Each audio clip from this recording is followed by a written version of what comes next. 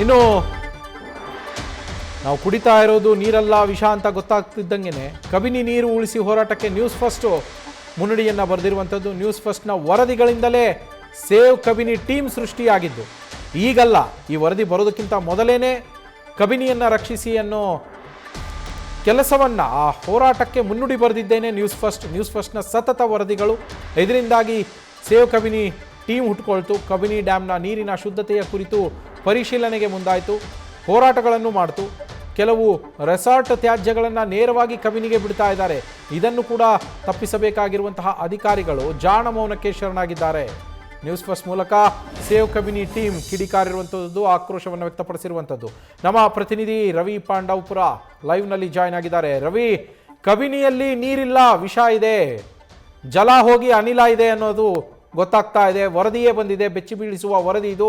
News first ಬರೆದಂತಹ ಮುನ್ನುಡಿಯಿಂದಾಗಿ ಇವತ್ತು ಸಾವಿರಾರು ಜನರು ಕುಡಿತಾ ಇರೋದು ನೀರಲ್ಲ ವಿಷ ಅನ್ನೋ ಸತ್ಯ ಗೊತ್ತಾಗಿರುವಂಥದ್ದು. ರವಿ, ನವೀನ್, ಪ್ರಮುಖವಾಗಿ ನ್ಯೂಸ್ ಫಸ್ಟ್ ಮೊದಲಿನಿಂದಲೂ ಕೂಡ ಕಬಿನಿ ಉಳಿಸಿ ಹೋರಾಟವನ್ನ ಆರಂಭ ಮಾಡಿತ್ತು. ಈ ಹಿಂದೆ ಕಬಿನಿಯಲ್ಲಿ ಇರುವಂತಹ ಅಕ್ರಮ ರೆಸಾರ್ಟ್ಗಳು, ಇದ್ರ ಜೊತೆಗೆ ಭೂ ಒತ್ತುವರಿ, ಕಬಿನಿಯ ಕಳ್ಳಾಟ ಸೇರಿದಂತೆ ಹಲವು ವರದಿಗಳನ್ನ ಬಿತ್ತರ ಮಾಡಿತ್ತು. ಇದರ ಫಲವಾಗಿಯೇ ಸೇವ್ ಕಬಿನಿ ತಂಡ ಉದಯಿಸಿತ್ತು.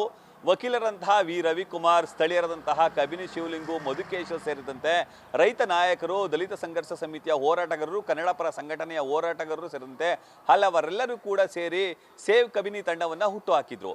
ಈಗ ನ್ಯೂಸ್ ಫಸ್ಟ್ ಮತ್ತೊಂದು ಚಳುವಳಿಗೆ ಮುನ್ನುಡಿಯನ್ನು ಬರೀತಿದೆ. ಅದು ಕಬಿನಿಯ ಹಿನ್ನೀರಿನಲ್ಲಿ ಕಬಿನಿಯ ಒಡಲಿಗೆ ಸೇರ್ತಿರುವಂತಹ ಕಲುಷಿತ ಅಥವಾ ಮಲಿನ ತ್ಯಾಜ್ಯ ನೀರಿನ ವರದಿ.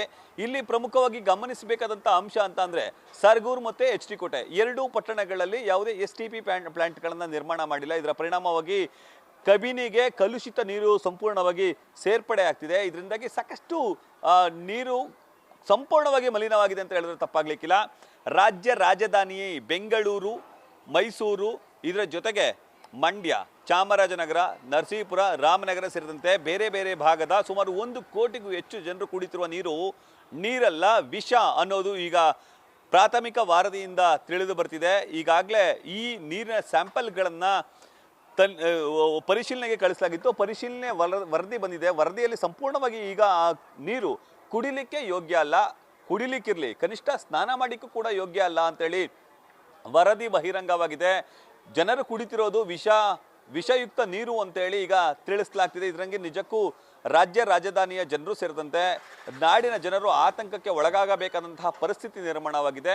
ಅಧಿಕಾರಿಗಳ ದಿವ್ಯ ನಿರ್ಲಕ್ಷ್ಯ, ರಾಜಕಾರಣಿಗಳ ನಿರಾಸೆ ಹಾಗೂ ನಿರಾಸಕ್ತಿ ಸೇರಿದಂತೆ ಹಲವರ ವೈಫಲ್ಯದ ಫಲವಾಗಿ ಸದ್ಯ ಈಗ ಕಬಿನಿಗೆ ತ್ಯಾಜ್ಯದ ನೀರು ಸೇರ್ತಿರೋದು. ಇದ್ರ ಜೊತೆಗೆ ಈಗ ಸೇವ್ ಕಬಿನಿ ಟೀಮ್ ವಕೀಲ ವಿ ರವಿಕುಮಾರ್ ಹಾಗೂ ಕಬಿನಿ ಶಿವಲಿಂಗು, ಮಧುಕೇಶ್ ಮತ್ತು ರೈತ ಮುಖಂಡರುಗಳು ಸೇರಿದಂತೆ ಎಲ್ಲರ ನೇತೃತ್ವದಲ್ಲಿ ತಂಡ ಈಗ ಸುದ್ದಿಗೋಷ್ಠಿಯನ್ನು ನಡೆಸಿ ಸುಪ್ರೀಂ ಕೋರ್ಟ್ನ ಮುಖ್ಯ ನ್ಯಾಯಾಧೀಶರಿಗೆ ಸೇರಿದಂತೆ ಹಲವರಿಗೆ ಪತ್ರವನ್ನು ಬರೆಯುವಂಥ ಕೆಲಸಕ್ಕೆ ಮುಂದಾಗಿದೆ.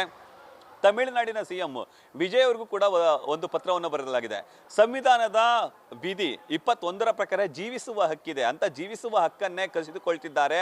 ಹಾಗಾಗಿ ನೀವು ಕ್ರಮ ತೆಗೆದುಕೊಳ್ಳಿ, ನೀವು ಕುಡಿತಿರೋ ನೀರು ಕೂಡ ಕಲುಷಿತ ಅಂತ ಹೇಳಿ ತಮಿಳುನಾಡಿನ CMಗೂ ಕೂಡ ಪತ್ರವನ್ನು ಬರೆಯಲಾಗಿದೆ. ಜೊತೆಗೆ ರಾಜ್ಯದ ಮುಖ್ಯಮಂತ್ರಿಗಳಂತಹ DK ಶಿವಕುಮಾರ್ ಆದಿಯಾಗಿ ಹಲವು ನಾಯಕರುಗಳಿಗೆ ಮತ್ತು ಸ್ಥಳೀಯ ಶಾಸಕರಂತಹ ಅನಿಲ್ ಚಿಕ್ಕುಮಾರ್ ಅವರಿಗೂ ಕೂಡ ಪತ್ರವನ್ನು ಬರೆದು STP ಪ್ಲಾಂಟ್ಗಳನ್ನು ನಿರ್ಮಾಣ ಮಾಡಿ ಕಬಿನಿಗೆ ಸೇರುತ್ತಿರುವಂತಹ ಕಲುಷಿತ ನೀರನ್ನ ತಡೀರಿ, ಆ ಮೂಲಕ ರಾಜ್ಯದ ಜನತೆಯ ಜೀವವನ್ನು ಉಳಿಸಿ ಅಂತೇಳಿ ಸೇವ್ ಕಬಿನಿ ಟೀಮ್ ಮನವಿಯನ್ನ ಮಾಡಿಕೊಳ್ಳುವಂತ ಕೆಲಸಕ್ಕೆ ಮುಂದಾಗಿದ್ದಾರೆ. ಮೊದಲಿನಿಂದಲೂ ಕೂಡ ಸೇವ್ ಕಬಿನಿ ಟೀಮ್ ಹಲವು ವಿಷಯಗಳಿಗೆ ಸಂಬಂಧಪಟ್ಟಂತೆ ಹೋರಾಟ ಮಾಡ್ತಿದ್ರು. ಕಬಿನಿಯ ಹಿನ್ನೀರಿನಲ್ಲಿರುವಂತಹ ಅಕ್ರಮ ರೆಸಾರ್ಟ್ಗಳ ಒಂದು ತ್ಯಾಜ್ಯವನ್ನ ಕಬಿನಿಗೆ ಸುರಿತಿದ್ರು. ಇದನ್ನು ಕೂಡ ಪ್ರಶ್ನಿಸಿ ಸೇವ್ ಕಬಿನಿ ಟೀಮ್ ಹೋರಾಟವನ್ನ ಮಾಡಿತ್ತು. ನಂತರ ಅದನ್ನ ಬೇರೆ ಕಡೆ ಸುರಿಯುವಂತ ಕೆಲಸಕ್ಕೆ ಮುಂದಾಗಿದ್ರು.